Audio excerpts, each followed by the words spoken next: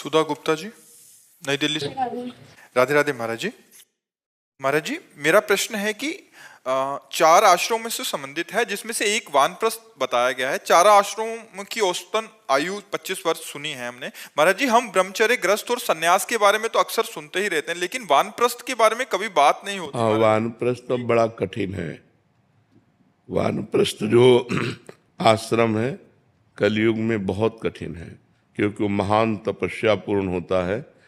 जैसे ब्रह्मचर्य, नैष्ठिक ब्रह्मचर्य और सन्यास, एक मार्ग ये है।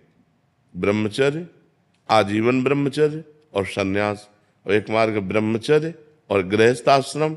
अब जब गृहस्थ आश्रम के 50 वर्ष की आयु हो गई, 100 वर्ष की मनुष्य की आयु रखी गई, 70 में पहुंचते पहुंचते काम हो जाता है, 60-70 में आजकल हो जाता है, कोई 80 बिरले पहुंचता होगा, 90 और 100 तो बहुत ही मुश्किल बात है। अब 50 वर्ष के बाद आदमी की हालत क्या होती है जो गृहस्थ में होता है, क्योंकि वो 25 वर्ष ब्रह्मचर्य नहीं रहा है।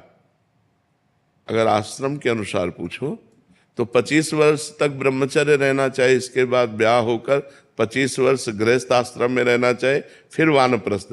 तो चूंकि न्यू गड़बड़ है, 25 वर्ष ब्रह्मचर्य कहाँ, गर्लफ्रेंड बॉयफ्रेंड ब्रह्मचर्य, ब्रह्मचर्य कहाँ रह रहे हैं। तो 50 वर्ष पहुंचते पहुंचते ढेर हो जाते हैं।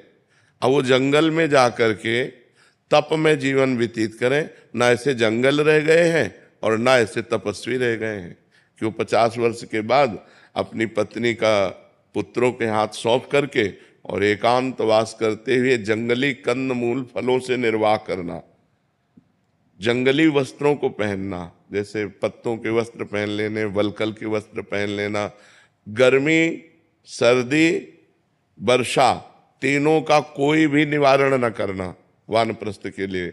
गर्मी सीधे सहना, कोई पंखा बिजली इसका प्रयोग नहीं। सर्दी सीधे सहना, कोई किसी भी तरह का सर्दी निवारण का नहीं, सीधे अंगों पे सहना। वर्षा पूरी सहना, और अगर ऐसा लगे कि अब हमारा शरीर काम नहीं कर रहा है तो उसको तप के द्वारा अपने प्राणों का त्याग कर देना। बहुत कठिन वानप्रस्थ होता है। अगर लगा कि अभी हमारा शरीर तपस्या कर सकता है तो सन्यास ले लेना, फिर सन्यास के द्वारा। अब तो वानप्रस्थ कौन रहता है, वानप्रस्थी कहाँ दिखाई देते हैं। वानप्रस्थी बड़ी तप, भूमि में ही शयन करना, नंगे पैर चलना, बड़ा कठिन तप में जीवन होता है। अब तो 50 वर्ष के बाद इतना आसक्त हो जाता है कि वो परिवार, संसार, माया इससे हटकर के जंगल में जाए, ऐसी कहाँ सामर्थ्य रह जाती है। और 70-80 के अवस्था में तो सहयोग की जरूरत है, अकेले चल ही नहीं सकता, अकेले अपनी दिनचर्या नहीं कर सकता, तो वानप्रस्थ क्या चलेगा। बहुत कठिन है वानप्रस्थ। और अब कहाँ वानप्रस्थ दिखाई देते हैं, सीधे गृहस्थ से सन्यास ले लिया, सीधे गृहस्थ से सन्यास लिया और आश्रमों में रह रहे। तपस्या और कष्ट कहाँ, तपस्या और कष्ट जब तक नहीं सहा जाता तब तक परमार्थ का प्रकाश भी नहीं होता है। तप में जीवन, भगवान के लिए कष्ट में जीवन, वो अब सब ग्रंथों में लिखा रह गया है। कोई कोई बिरला होगा जो चल रहा होगा, नहीं तो बहुत ऐसा। अब कहते हैं जवानी में भजन न करो, तो बुढ़ापे में पूछ लो कि कितना भजन करते हैं। अगर जीवन में भजन नहीं किया है, नाना प्रकार की चिंताएं होती, इंद्रियां शिथिल हो जाती हैं, भजन में मन नहीं लगता। अब भजन में मन लगेगा। हम एक साधारण यंत्र चलाने की कहते हैं, हमने कभी पिस्तौल नहीं चलाई, छुई नहीं हाथ से। अब हमको आप पिस्तौल दे दीजिए तो हम चला पाएंगे क्या, जो कि एक प्राकृतिक यंत्र चलाना है। मन को परमात्मा में लगाने का अभ्यास नहीं किया तो बुढ़ापे में लगा लोगे आप, कैसे लगा लोगे। तो जवानी से जब हम सत्मार्ग शुरू करते हैं, भजन शुरू करते हैं, तब होता है। हमारे जो सनातन धर्म में है, पहला कदम है ब्रह्मचर्य, फिर चाहे तुम सन्यास की तरफ जाओ चाहे गृहस्थी की तरफ जाओ, पहला कदम ब्रह्मचर्य। कौन चल रहा है ब्रह्मचर्य से, 13-13, 14-14 वर्ष के बच्चे बच्चियां अपने धर्म से भ्रष्ट हो रहे हैं। जिनको मतलब अभी बच्चा कहा गया है वो धर्म से भ्रष्ट हो रहे हैं।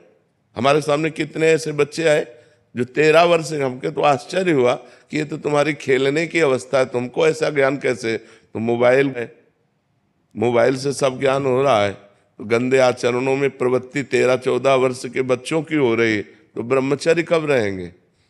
ब्रह्मचर्य, और जब ब्रह्मचर्य नहीं तो जब प्रथम ही सीढ़ी नहीं तो परमार्थ की चढ़ाई कौन चढ़ सकता है? फिर तो सब केवल बकवास बकवास रह जाता है। उपदेश सुनो, उपदेश करो, आचरण में उतारना बड़ा कठिन है। आचरण में उपदेश उतार लिए जाए तब तो महात्मा, तब तो गृहस्थी, नहीं तो आचरण में उतारना बड़ा कठिन। छोटे छोटे बच्चे बीड़ी फूकते हैं, सिगरेट फूकते हैं, हुक्का फूकते हैं, नौजवान होते हैं, ड्रग्स लेते हैं, नशा करते हैं, क्लब जाते हैं, गर्लफ्रेंड बॉयफ्रेंड, कितनी गंदगी समाज में फैल रही। आप देखो कितनी गंदापन फैल रहा है, इतना गंदापन फैल रहा है कि आज एक गृहस्थ चैन से नहीं है। जी आपने बोला अभी कि पुरुष अपनी पत्नी को पुत्र के साथ छोड़ते रहे, तो क्या वानप्रस्थ आश्रम सिर्फ पुरुषों के लिए बनाया गया था? अगर स्त्री पत्नी अपनी पुत्र प्रेम त्याग कर सके, क्योंकि बहुत कठिन मार्ग है ना, तो माताओं बहनों को रहना बहुत कठिन है, वो अपने पुत्र संतान को त्याग करके रहना कठिन मानती है। अगर वो साथ जाना चाहे तो जा सकती है वानप्रस्थ में, अन्यथा वैसे बहुत कठिन है। इसलिए कठिन है कि जैसे जंगल में खुले में शयन करना, वल्कल वस्त्र पहनना, कंदमूल फल खाना, अब कहाँ कंदमूल फल रह गए? एक बेर भी जिसके पेड़ होगा ना वो पैसे से बेच करके देने वाला होगा। आप पानी नहीं पी सकते, पानी नहीं पी सकते क्योंकि पीने लायक नहीं है, और बाहर ना कुआं रह गया है ना हैंड पैप रह गए। वानप्रस्थ कैसे रहा जाए? आप विचार करके देखिए।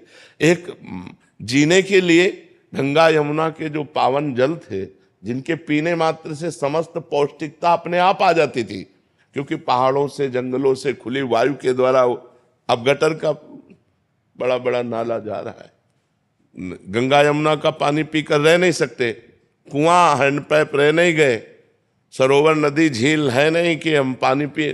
पानी नहीं है अगर पैसा नहीं है तो। वानप्रस्थ में पैसा स्पर्श करना पहले ही निषेध है, अर्थ का स्पर्श करना निषेध है।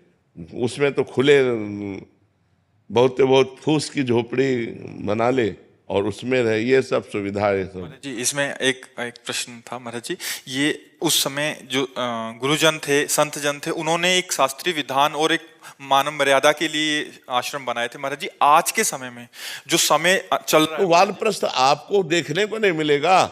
गृहस्थ से सीधे संन्यास, ब्रह्मचर्य से सीधे संन्यास, और सन्यासी बनकर आश्रम में रहना। तो महाराज जी आज के समय में कैसे संभव है कि भगवत प्राप्ति का मार्ग हम किस भाषा में डिवाइड? वानप्रस्थ से केवल थोड़ी भगवत प्राप्ति होती है महाराज जी। अभी क्या कैसे चले महाराज जी?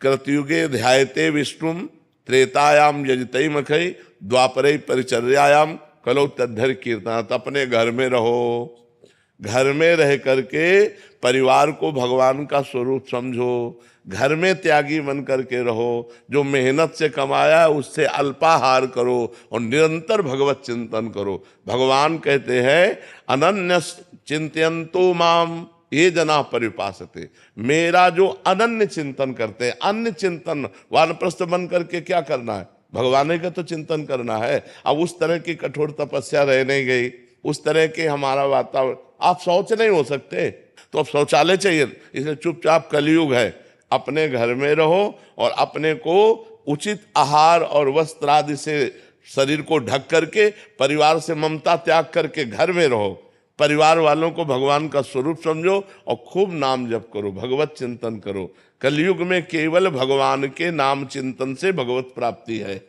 दूसरे जितने साधन है, ये अब मान लो वानप्रस्थ साधन आपका परिपक्व हो जाए तो आपको तप लोक मिलेगा, भगवत प्राप्ति थोड़ी हो जाएगी। तप लोक मिलेगा, महालोक, तपलोक, जनलोक, सत्यलोक, ब्रह्मलोक ये तक बने हुए हैं ना। भगवत प्राप्ति होगी भगवत चिंतन से। वानप्रस्थ बन करके यदि भगवत चिंतन नहीं हुआ, केवल वानप्रस्थ नियमों का पालन हुआ, तो आपको तप लोक की प्राप्ति होगी, भगवत प्राप्ति नहीं। भगवत प्राप्ति तो भगवत चिंतन से होती। रात दिन आंसू बहाते हुए राम राम कृष्ण कृष्ण हरि हरि राधा राधा जो अंदर चिंतन कर रहे हैं उनको भगवत प्राप्ति। महाराज जी जैसे मैंने शादी नहीं की, गृहस्थ आश्रम में नहीं गई, लेकिन संसार में जो दायित्व थे वो किए, तो हमारा तो मेरा तो ब्रह्मचर्य ही चल रहा है। तो उसके बाद वानप्रस्थ का कोई महत्व है? मतलब कोई महत्व नहीं रह जाता? अब तुम नाम जप करो और परिवार में ही रहना, घर के बाहर व्यवस्था मत सोचना कि किसी आश्रम में चली जाए बिल्कुल नहीं। अपने घर में रहो और जो मेहनत की है उसी कमाई से पेट भरो और खूब नाम जप करो, भगवान का चिंतन करो और घर के सदस्यों से मोह मत करो।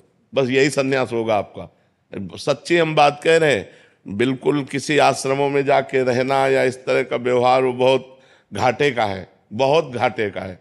कलयुग है, बहुत घाटे का सौदा चल रहा है। विश्वास अंतर ध्यान होता चला जा रहा है।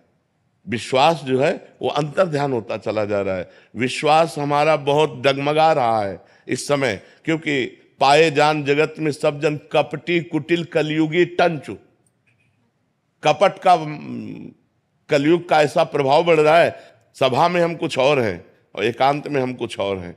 कपटी कुटिल कलयुगी टंचु, तो एक पर लोग सकल सुख पावत मेरी सो भैया कृष्ण गुण संचु। केवल भगवान की लीला गुण गाओ, भगवान का नाम जप करो, भगवान के चिंतन में अपने घर में रह करके।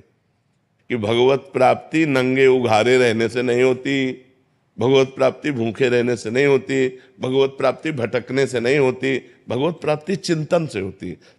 दवा है, भोजन है, शरीर के निर्वाह की व्यवस्था है, उसके बिना जी नहीं सकते और जिए बिना भजन नहीं हो सकता। इसलिए दोनों बातें आओ। तो आपको घर छोड़ने की जरूरत नहीं, घर में रह करके पवित्र आचरण करते हुए परिवार से मोह रहित होकर भजन करो, इसी से भगवत प्राप्ति हो जाएगी।